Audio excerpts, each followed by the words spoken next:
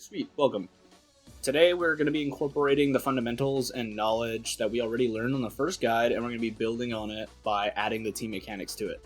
The team mechanics add a ton of their own fundamentals to the game, and you really need to know to take advantage of these fundamentals so that you can get to the next level, to sort of an intermediate or advanced level in the game. These add so much of the depth to the game, and these make the game super fun, so I think for people who aren't already aware of how to do these, you're gonna start to really get to enjoy the game once you learn how to do this stuff in this video. Okay, we're starting off learning about assists. So I think most people know how assists kind of work in a very obvious way. First, we're gonna get into how they help us in the neutral game. Obviously, if you're playing a more defensive game, you can call your assists in for very non-committal attacks while you sort of stay back, right? Or if you're playing Rushdown, they let you really, try to neutral skip. They let you throw yourself at them with some sort of coverage. So sometimes they'll have to trade. Sometimes they'll be worried about one person or the other person. Stuff like that. So they help us a lot in the neutral. There are two main types of neutral control when it comes to the assist. There's usually grounded assists, and there's assists that help us control the air. And it's not only as obvious as blitzes. There's those sort of dash attacks that almost every character has, and then some of them have anti-airs. Not every character has both of these tools, but when it comes to controlling neutral, they're definitely things to look out for. Especially because anti-airs in this game can be a little bit difficult to use sometimes, or finicky. Having an anti-air assist gives you a very non-committal option for anti-airing that lets you continue to block, and they're very strong because you can still combo off. Definitely look at what your character's tools are when with their assists. So a common thing you want to know how to do with your assists is, especially when you're at this weird jump range where you can kind of threat to jump over them, you want to learn how to cross up with your assist. You give them an ambiguous timing to block. So they might have to block same side or block cross up. Very, very good to know, especially because if you get one of these off, you're in a sandwich position. And that's very important for what we're talking about later. But definitely have that kind of understand that these cross ups are something you need to know how to do. They're a very good option for opening people up. You can do them in neutral. A lot of characters have exceptional moves for doing them in neutral. And it's something that we'll just build on more, so it's good to know. You can use characters to bait when you use your assists, right? She's in her face, and you're threatening a handshake tag and then pressure. You can think of this as its own type of neutral skip, right? So for 1 second, I'm at full screen, but then all of a sudden, I'm very, very close to them. So this introduces a mix-up game having to do with the neutral skip from a handshake tag. Right, I could send her out, I can cover her, and it's kind of a neutral skip. So what she would kind of do to get rid of that threat is immediately hit my Vi, right? That way, Vi can't stay on the screen. That's what hitting the assist does. It's good for getting them off the screen and it eliminates the threat of a handshake tag. But obviously, I can just bait it and handshake tag with good timing.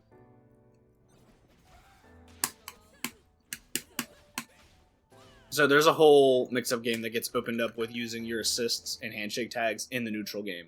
That's very important. So keep in mind what kind of tools your assists have. There are important ones like ground control, air control. There's OTG extensions.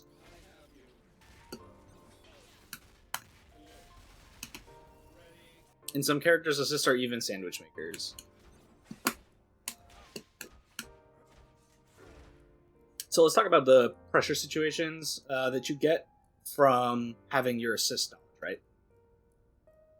This is a more basic one, but it's one that I mentioned in the past guide, was every time you do a rep of your pressure, you can just extend your pressure by hitting an assist at the end.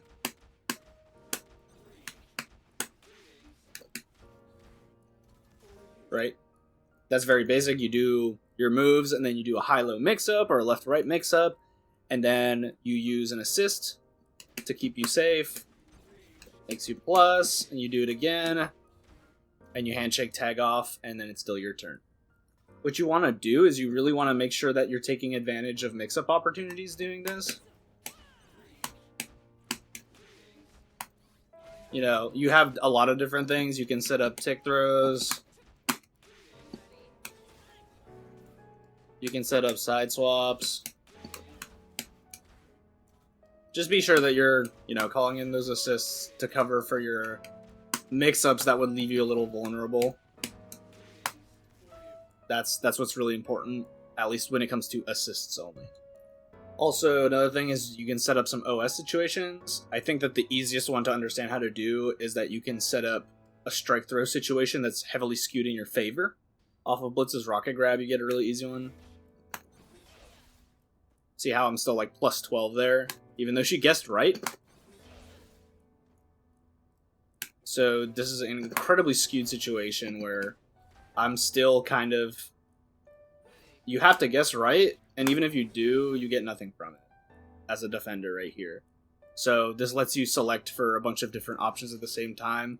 That's something that you'd have to take into the lab and figure out with your characters, and it really builds on each character's specific mix-up game. I play Vi and Blitz, so very high emphasis on strike throw, so that's why I kind of delved a little bit deeper into option selects I can do with that. Another very important part of pressure is getting those cross-ups in, making it ambiguous what side they have to block.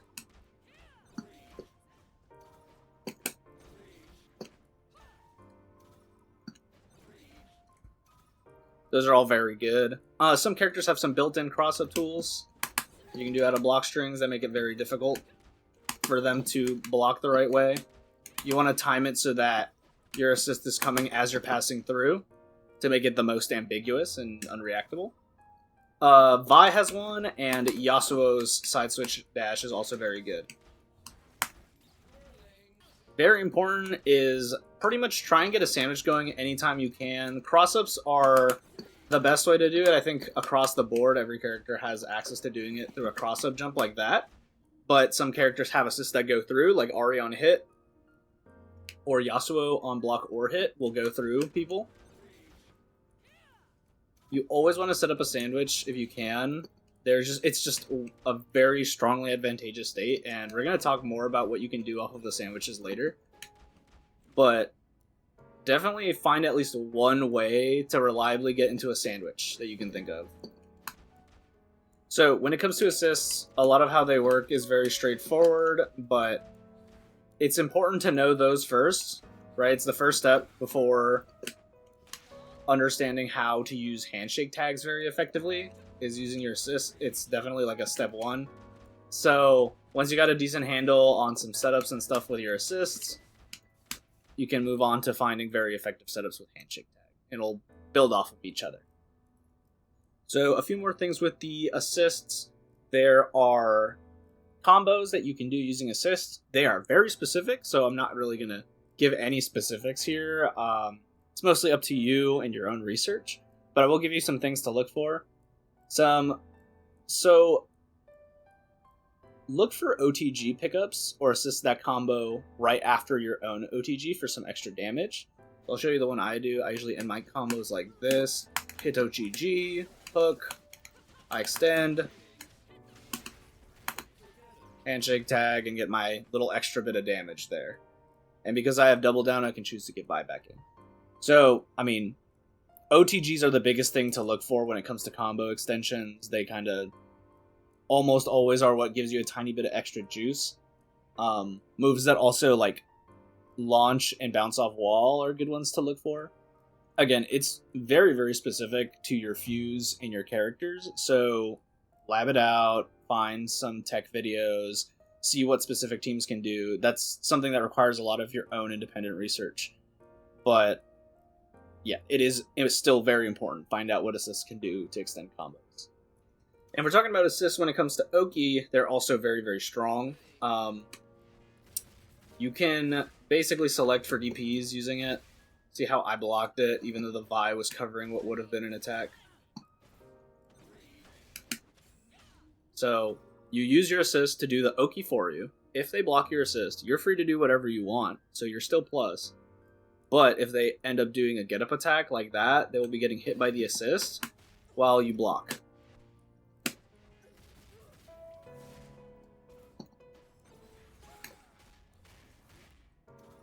So you use an assist, they'll cover their wake up if they block,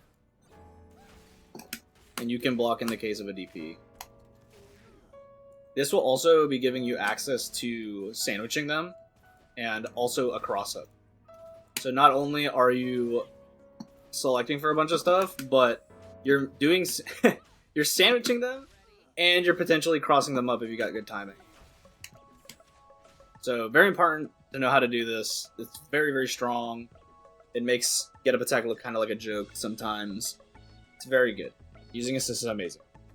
Okay, next part is we're talking about handshake tags, which I honestly think is one of the most fun things in the game to explore. So we kind of already talked about how to use assist in neutral, and what that means with the handshake tag is like, right, I get access to a neutral skip. It's like a teleport, right? Suddenly, I'm full screen. That is what handshake tag offers in neutral. But it's about how you combine handshake tag with your character's good moves. Okay, so an example is, if I'm playing Blitz here and I summon Vi to go out and take space for me, allowing might just hit the Vi, right? And I don't really get as much off of it if I wait around. And like I said before, I can send out Vi, and with good timing I can handshake tag in and hit her, but that's not guaranteed. What you can do is you can layer it even further. So since I have big normals, and then I cover so much there, it makes it so incredibly difficult for Alawi to actually do anything there to me. And I get a hit confirmed. So know how to layer that. When it comes to neutral, this is very important. Those like big moves to cover each other. They're your teammate, right? You don't want them to hit your teammate. That's my buddy. You're not hitting my buddy. So don't just throw your buddy out and let them get hit. You're a team. So don't hit my buddy. Another thing is that you can use your former point character to make makeshift projectiles out of them. And they help you approach. It especially helps for like getting just a little bit more screen control. You can also do this in the form of running in, jumping, and charging. So that's definitely an option too. It's one of my favorite things to do, is just to turn my characters into projectiles for the sake of coverage or for the sake of an approach. It kind of builds off of the layering of using handshake tag and neutral, but there's definitely a lot of really funny setups you can do. So explore that as well with your own team. But it's definitely something that you should keep in mind on how to do. It's like, oh, if I needed to make one of my point characters into a giant baiting projectile, can I do that? At certain rages, these are also like really good because they're dealing with two moves. If they mash at the wrong time, there's no way that they're beating both moves, right? As long as the spacing is correct, they can't really beat both the moves that are coming out. They can't hit both of us, except for maybe like with an anti-air. Also consider that anytime someone is in the air, it takes a huge burden on the mental stack. So oftentimes if people see you in the air, that is the only thing that they're thinking about, is like, I cannot let this guy jump in on me. That makes it really, really good for getting some sneaky lows in, like that. So handshake tags and neutral, definitely extremely useful. They're a little bit harder to understand how to use in the neutral game, but they are very, very good. And neutral is often, a good 90% of the game. You never get a hit in, you never even get the chance to win, right? So that's very, very important, and understanding this will definitely help have an edge against those people who are really, really good in defense. Overall, putting these together is going to elevate the neutral game a ton. Handshake tags are absolutely broken in every aspect of the game. So if you work on these, find some setups, find some things that work using handshake tags and neutral, it's going to elevate your gameplay a lot. It's going to help so much. You'll see, like, pretty much immediately. It's so goofy. It's awesome. So now we're going to talk about how we can use handshake tags in pressure. Okay, so we talked about this before, but basically anytime you're doing pressure and you've just about ended your pressure, handshake tags can be used to reset it. That's kind of where you get one more rep, right? So most people understand that about handshake tag.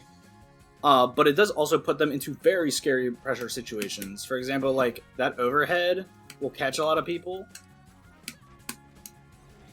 And if it didn't catch them, they'd own you, right? It's like, oh, I blocked the overhead, now I'm going to beat you up. But that doesn't have to be the case. You can just get away with it twice and still run some pressure.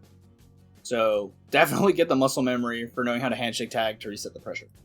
One thing to know is that you can't tag out of throws that are missed. See how I mashed it and I didn't get it for a long time? It's very obvious when it comes to command throws. See, I couldn't tag there even though I was mashing it. So you have to take the L when it comes to missing a tick throw situation. So when you're very, very good at keeping some very long block strings, they'll be so worried about the constant strikes coming out that a lot of them will forget about throws. So, especially mentally, when there's two characters on the screen, people are not going to be looking for throws. They're going to be scared because there's just going to be so many moves coming out when there's two characters on the screen beating them up. Like, you're getting jumped. No one's thinking about the grab, right? It becomes even worse when people get sandwiched. It becomes so much scarier because they're worrying about the left-right. That when the grab comes out, it's just not something that's very often on people's minds.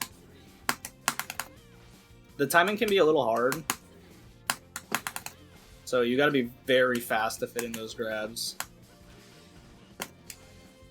But yeah, tick throws very, very strong in these situations. The mental stack gets very, very big, especially like it's such a heavy stack, especially when you're doing stuff like jumping, because like I said, sandwiching is a heavy burden on the mental stack, and then jumping is also a huge burden on the mental stack. So you combine the two, and the fact that there's two characters, then it becomes so hard. Like, you have to be very focused down on the choices that you're trying to call out. Also, usually you don't get too much off of like overheads, right? With Vi, you get something like this. But when you use your assist in conjunction with these overheads that aren't very strong on their own, you start to convert into a lot more damage.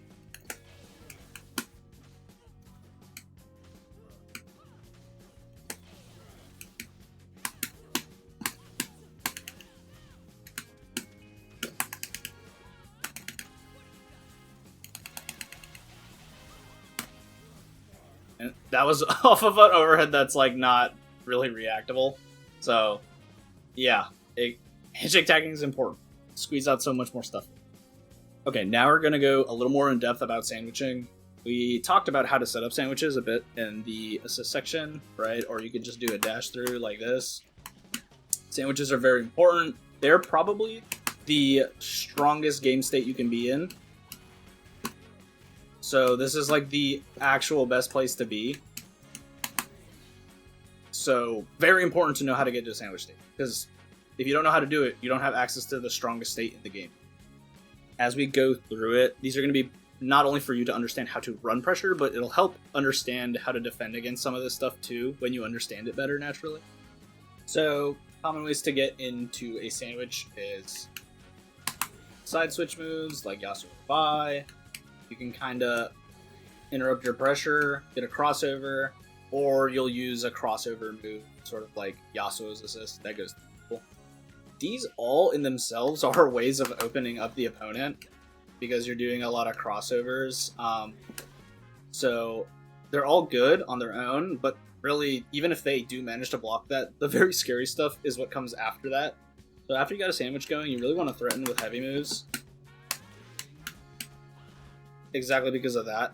If you noticed, a side swap, and I changed the direction that they have to block at the last second. So you can make the timing very ambiguous. Like I said before, it takes a lot of energy in the mental stack to they'll be thinking about these really scary moves, and then the last thing they're thinking about is, oh, like, they're gonna side switch me and I'm gonna have to block it the other way. And Charged H is a really good one to learn because it's universal. Every character can do this setup as long as they have a sandwich going. So definitely at least know how to do the heavy stuff. It'll still take you very, very far. If you think about it, it's like you're hitting meaty on the side switch. They have to practically already be holding the other way. Like, it's so hard to react to when it's that move is about to be actively hitting them like one frame later. You can do it with grounded ones, and you can also do it with air ones. I prefer doing air ones if they give me the chance to, because the air ones occupy even more of the mental stack. It makes it even scarier option. This will always be very good because it gives them, if they do choose to mash, they'll be trading with one or the other, right? If they hit Vi, then Vi gets hit, but my point character is free to beat them up. And if they mash right after on my Blitz, they could hit my Blitz, but they're about to get traded with my Vi. So we are just, this is how you jump people. This is how you jump people in the game. It's not fair. You jump them. So, sandwich people, so you can jump them, and then you scream, you're getting jumped. And they are. It's awesome. It's hilarious. One of the things you might think could work here is get up a tag, but you can't really do it because most of these situations are going to be people standing up, right? You only really get access to that when you're on the ground. So in most situations where you're sandwiched, you don't even really get the chance to use that extremely strong reversal option, so you just have to sit there and take it. The other defensive option people have access to is parry, but the risk reward on it actually gets very skewed in these situations, because if you side switch or if you handshake tag at the right time, and if they parry the character who's not on point, it does the whole parry thing, but it doesn't make you get punished as offense. The defender who parried doesn't get to combo. It puts you into like a weird roll state. So it very, very much skews the risk reward of the one defensive option that you have that will actually just directly put you in a favorable position. It's still extremely skewed. There's no real winners here, you know? It's like the person jumping you is just going to jump you. And if you parry, which is the best thing you could probably do, you don't really get anything guaranteed off. So sandwiching is super good. Okay, we're going to talk about threatening with some unblockable setups. I put air quotes around the unblockable. You couldn't see it because you can't see me doing the air quotes, but air quotes unblockable.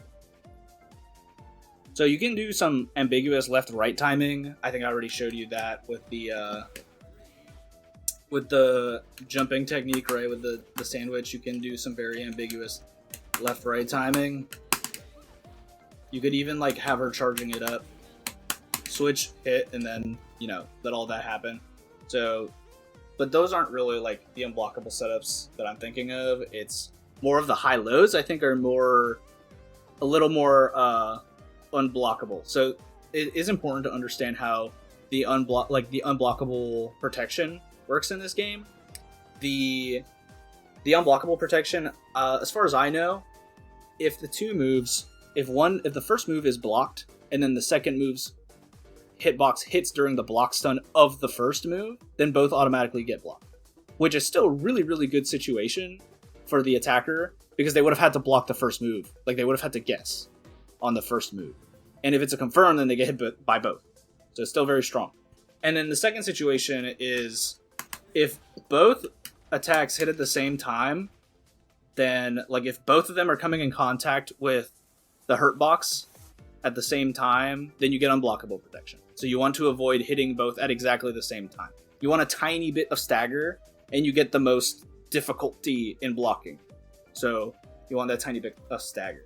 I can show you what you're looking for.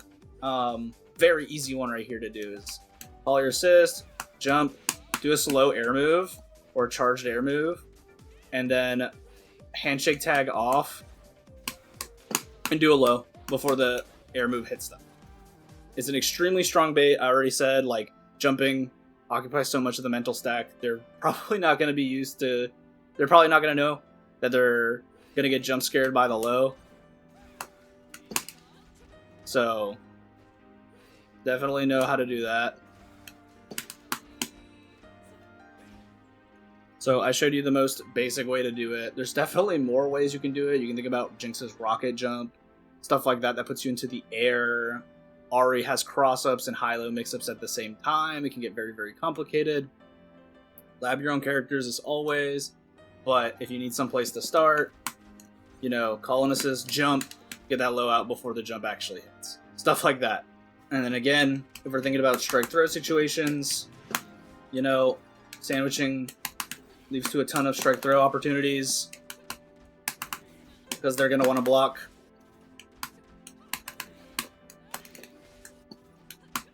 Very good to have in your arsenal as well. It's just an overload of information, and they're probably not going to be ready for the throws like 100% of the time with all of the different layers that goes into this sequence of pressure, right? So always remember, if you're having trouble opening someone up, even with all this pressure, you still have throws that you can access. And a lot of people will take the throw because it's like, okay, well, why would I not block? I can't mash, that's for sure, you know? So sneak in those throws every once in a while. So we're going to talk about handshake tags and combos. This is going to be really quick because I'm barely going to help you. I will say I can't teach you much. It's going to be a lot of personal research into your character. You probably find something pretty quick in the Discords, or I think there's a resource that has some of the tech that people use. Something you can look for is anything into a handshake tag probably leads to a pickup as long as it's not a hard knockdown, right? Combo extensions are very easy because you just handshake tag off to the other guy and then you just start hitting them with the other guy. Some combos that don't exist before, like conversions, become possible. Think of Echo's overhead, or the thing I showed you with Vi earlier. Those are new combo routes that are unlocked with handshake tagging. Especially Echo's, it's very good, right? Very hard to react to overhead, and then now all of a sudden it's not just a pressure reset tool, now you can convert off of it. So, super good. Also, when you're making your combos, consider that some very, very slow moves that aren't practical for combos because, you know, they're too slow to fit into the combo. When you do a handshake tag, a lot of these moves can still be charged or just go all the way through with their animation, even when they're, like, the assist character. So there's some really, really cool combos you can do, like Vi doing fully charged punch is a very common one that people like to fit in because, you know, fitting that into a combo is like the coolest thing ever. So keep that in mind. Very slow moves will continue to go out even after you tag off the character. I'm going to quickly mention tag launchers, but, you know, not too much because I'm really bad and I don't actually use this, but it's definitely got a lot of practical uses. It is something else where you're going to have to find your own routes with your characters for using the tag launchers. They will squeeze a lot of damage out, but there are a few key factors that you really want to think about when you do the tag launcher, and it's who is going to finish the combo. If a character has a buff or a debuff that you can get off of doing the tag launcher, I would say you should strongly consider using them to finish your combos. Think of the characters Braum, Blitz, and Darius, who have either buffs or debuffs that are very important to the way that they play. You should almost always try and finish with them. Braum gets blue shield, Blitz gets steam, and Darius gets bleed. So if you can, you really do want to optimize your combos by ending with people that get very, very big benefits off of being the person that gets comboed. And that is also their weakness, is reaching the game state where they have their buff and makes them very strong, right? All these characters have a difficult time getting in, but when they are in, they become very, very strong. So when you use tag launcher, definitely practice and consider who's going to be ending the combo. You usually want it to be these characters that get buffs off of it. Okay, I'm going to be talking about some of the fuses super fast because, you know, I'm no expert on using all of the fuses, but I can give you some insights. Freestyle will build very heavily off of the section where I talked about handshake tagging, right? You get him into a sandwich. and you just jump them even harder than before. So freestyle is very, very good. It also lets you like teleport around the map a lot more, right? Like I mentioned with the neutral play earlier. You get to teleport around a little bit more. It gives you a little more control of the screen. I think that's something that a lot of people don't think about as much, but a lot of higher players will be able to understand that, and in situations where they can use it, they will use it for, you know, very big cross-up potential. They'll use it for getting their point character out of danger by switching the point character. Stuff like that. Overall, freestyle, if you do not have a handle on Handshake Tag and how to use it very well, if you don't know it yet, I would not consider using freestyle until you learn those things first, because those are necessary knowledge to make freestyle effective. Without that necessary knowledge, freestyle is a wasted fuse. You're better off using something else. Freestyle is also the most difficult to use fuse, and it is probably the worst one right now with how it's currently balanced in the beta. It might go up a little bit after Double Down and 2x Assist get nerfed.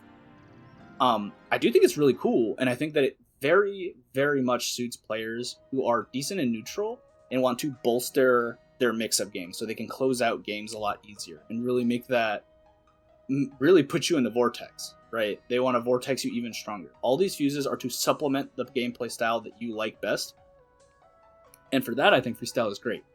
But you really need to understand how to do the handshake tag stuff first.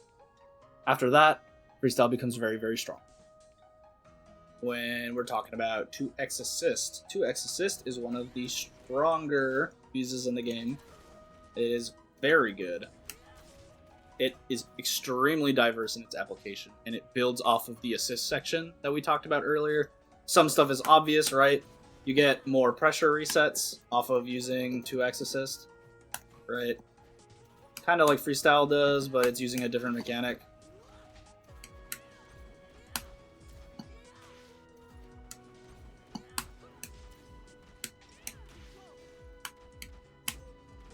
So very useful. It's also, because assists are very important for controlling the neutral, they're even better for that. And they build off of the handshake tag mind game by adding an extra layer of, oh, are they just going to assist after a while too?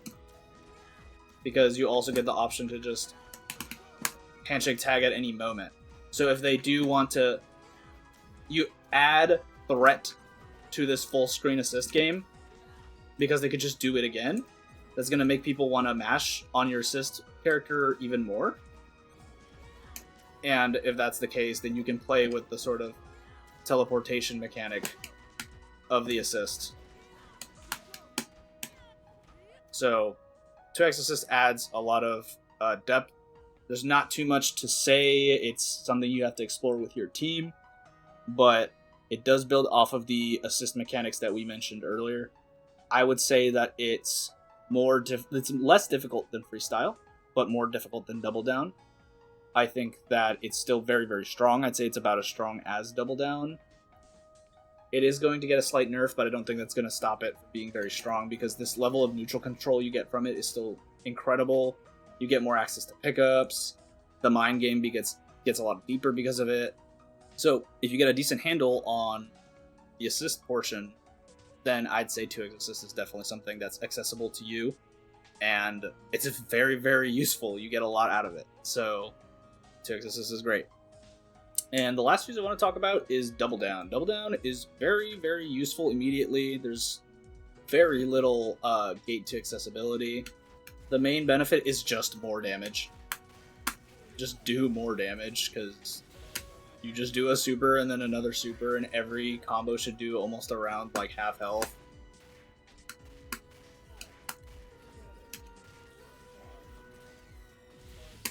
And it's great for, you know, closing out. It's great for closing out health bars, because a lot of characters can combo into their level 3. A lot of people don't know the mechanic where you can do like a Double Down tag.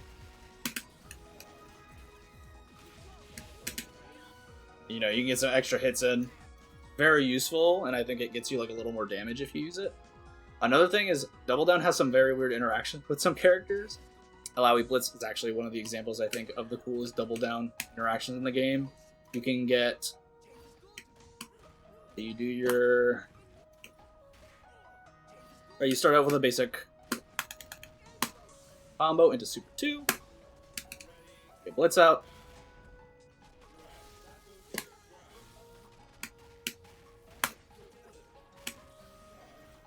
And you just do a bajillion damage. It's one of the coolest interactions, I think, in the game. I don't really know the exact combo route you're supposed to go there, but it's a cool interaction nonetheless. Other characters like Echo can do some cool stuff by using their install and canceling it for some extra damage. But, you know, Double Down isn't as deep as 2 times assist or as freestyle, but it's definitely always useful to have more damage, cash out harder, and, you know, I have this one chance to use my meter. I'll use more meter because I can, because I have Double Down. So, Double Down is good for any type of player. It just, the only thing is that you're not getting as much pressure, or you're not getting as much neutral presence as the other 2 fuses I talked about. But still, damage is damage. Damage is useful, right? That's Double Down. And that's most of what I wanted to share, really. I'm super excited to see if anyone found this guide helpful. I do really love discussion, and I hope that this helps at least some of you really level up your game into XKO. It's very complicated, so I felt like this is the guide that's going to be very, very helpful for some people who are struggling. My first guide, some basics. This guide really builds onto the unique 2xKO difficulty that's in the game. I probably won't have a part 3. I think that I've covered most of what I meant to talk about in this series, but again, discussion is always fun. I think that I might put out something talking about my specific team, which is Vi and Blitz, so if you're interested in that, definitely stop by, say something, you know, put out the Vi Blitz guide, or whatever, you know. I can show you my cheese. I really want to thank you for stopping by. I super appreciate it. So good luck when this early access drops. Good luck. I'm sure you guys are going to do awesome.